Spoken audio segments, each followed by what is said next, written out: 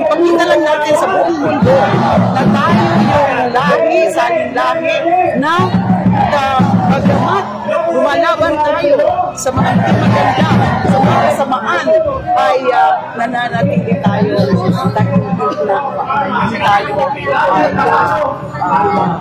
hantong sa mga kasama.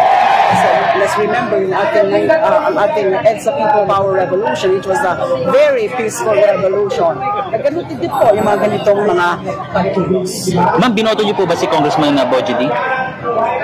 Nag-abstain po kami ang mga members of the minority. Nanatili pong intact yung minority bloc. At lahat po kami nag-abstain. Kasi kung bumoto po kami sa isang speaker, magiging miyembro po kami ng majority, hindi na po kami minority. Ay gusto nga po namin manatiling minority. Ano po masasabi niyo po sa pagkakataga kay House Speaker Bogie D? Tingnan ho natin kung gaano siya magiging seryoso. Tingnan natin lalo na yung sinasabi niyang wala siyang pagtatakpan, wala siyang didepensahan, kailangan managot lahat. No one is above scrutiny or accountability. So obserbahan po natin siya, titingnan po natin kung totoo na gagawin niya po ito.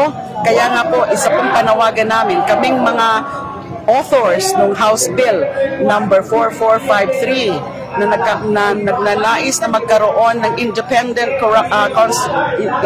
commission against infrastructure corruption, na dapat may ipin, dapat mas powerful, dapat totoong independent.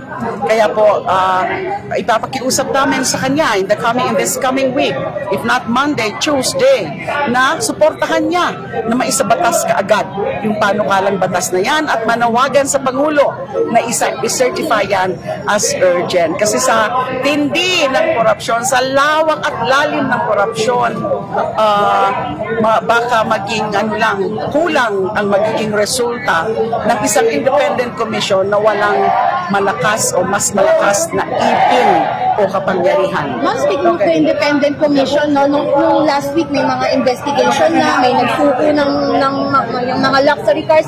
Ano pong comment nyo dun, ma'am? Tama lang yan na nag-umpisa na sila. Pero I don't know if they are now fully organized or fully functional. So tama lang na they hit the ground running, nag-umpisa na. Pero hindi po yan kakayanin kung wala sila talagang sapat na kapangyarihan, lalo na yung tawag na contempt powers. Hindi pwedeng sabihin na lang, bali wala ang sapina kung walang contempt powers. Sa kapag presidential creation kasi, hindi mawawala ang duda ng taong bayan na, presidential creations, baka hindi maging fully independent. Ang isang komisyon lang na create ng batas ang magiging fully independent sa executive department. Okay,